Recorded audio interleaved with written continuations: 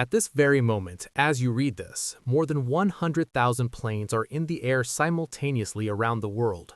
100,000 aircraft, crossing oceans, cutting across continents, sharing the same invisible sky.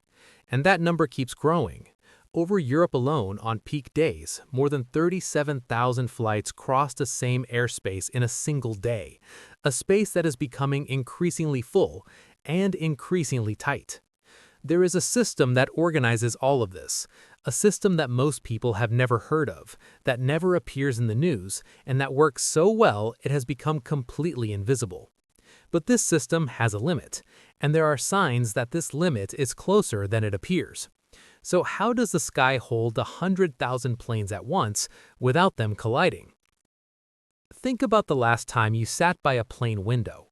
Outside, nothing but sky, maybe some clouds below, and you look at that vast, empty space and see nothing, no other plane, no sign that anyone else is out there. But they are. At that very moment, dozens of other aircraft are crossing the same sky, at different altitudes, in different directions, at 560 miles per hour, and none of them are flying blind. How is this possible? The answer begins with an accident, and with 128 people who never reached their destination. June 30th, 1956. Two planes take off from Los Angeles, minutes apart. One is a TWA Lockheed Constellation. The other is a United Airlines Douglas DC-7. Both are headed to the east coast of the United States, and both request to fly at the same altitude, 21,000 feet. At the time, this was permitted. American airspace above 18,000 feet had no mandatory regulations. Pilots could choose their own routes and altitudes. There was no obligation to report position to any control center. It was free sky. Each pilot navigated on their own. Over the Grand Canyon in Arizona, the two planes met. The collision killed 128 people, everyone aboard both aircraft. The accident shocked the world, and more than that, it forced a response that would change aviation forever. In 1958, the FAA was created, the Federal Aviation Administration. It was the world's first centralized air traffic control authority, and it had a clear mission: to invent new rules from scratch, to develop a system that would prevent this from ever happening again. It was from that point on that the sky began to be organized the way we know it today. But organizing the sky is not simple. It's not enough to say that some planes go this way and others go that way. You need to know exactly where each plane is, where it's going, and what to do if two of them are on the same path. For that, three things had to be created simultaneously. The first was mandatory altitude separation, and the logic is quite simple, so simple it's surprising.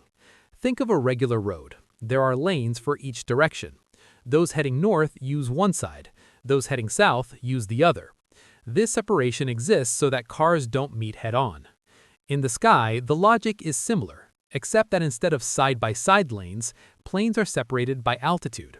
Planes flying eastward, from 0 to 179 degrees on the compass, use odd altitudes, for example 29,000 feet, 31,000 feet, 33,000 feet.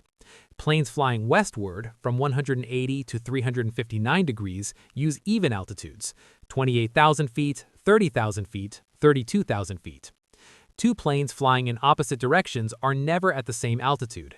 It's as if the sky had different floors for each direction.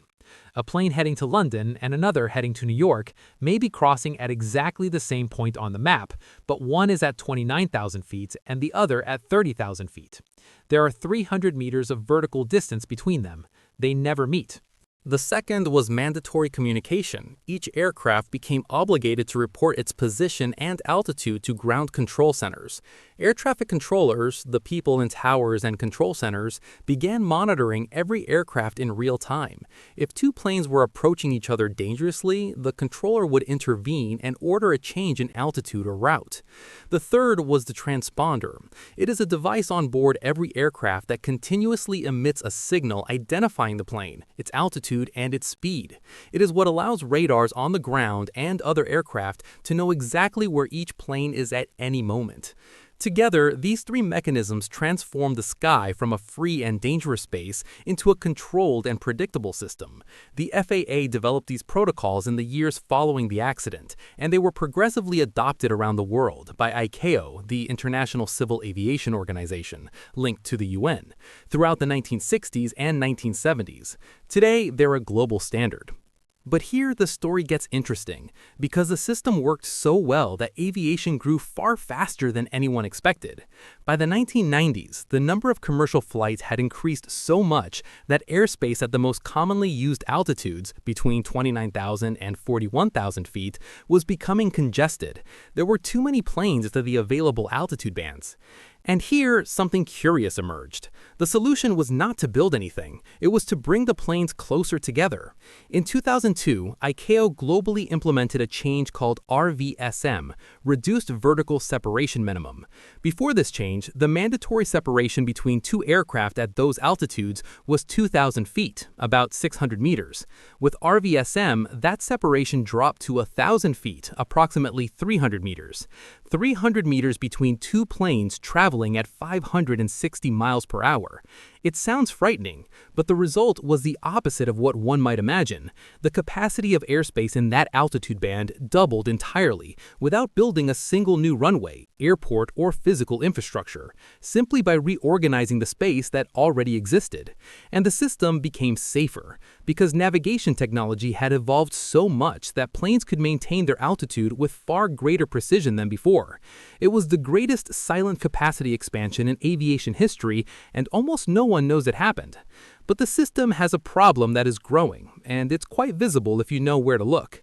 European airspace is the most congested and complex in the world. On peak days, more than 37,000 flights cross Europe in a single day, and that space is controlled by 37 different countries, each with its own control center, its own systems, its own communication frequencies.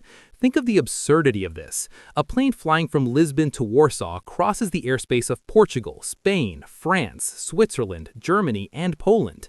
At each border, it passes from one control system to another. Each transition requires communication, adjustment, time, and that time multiplies across tens of thousands of flights per day. The result is waste on an enormous scale. 50,000 tons of fuel burned per year solely because of this fragmentation. And in 2023, delays caused by airspace congestion alone cost the European sector 1.4 billion euros. Not for lack of technology, because of an excess of borders. In 2004, the European Commission launched a project called the Single European Sky. The idea was simple: unify control of European airspace, reducing the 37 national systems to fewer than 10 integrated centers. More direct routes, fewer detours, less fuel, fewer delays. The technology to do this already exists. The system known as SESAR was developed with joint investment from the European Union and the industry. It works. The algorithms are ready. The project was supposed to be operational by 2012. As of 2024, it still has not been implemented. The reason is simple and frustrating. Each country would need to relinquish control over its own airspace, and in 20 years of negotiations, no European country has accepted that condition definitively. And meanwhile, aviation keeps growing. IATA projects that the number of air passengers will reach 7.8 billion by 2040, nearly double what exists today. European airspace already operates near its limits during peak hours under current traffic. The system born after the 1956 accident works. It works very well, but it has a limit, and projections say that limit will be reached before 2035. The question is no longer whether the system needs to evolve. It's whether governments will manage to reach an agreement before the problem forces a response, just as the Grand Canyon forced one in 1956. The sky has no borders. Only maps do.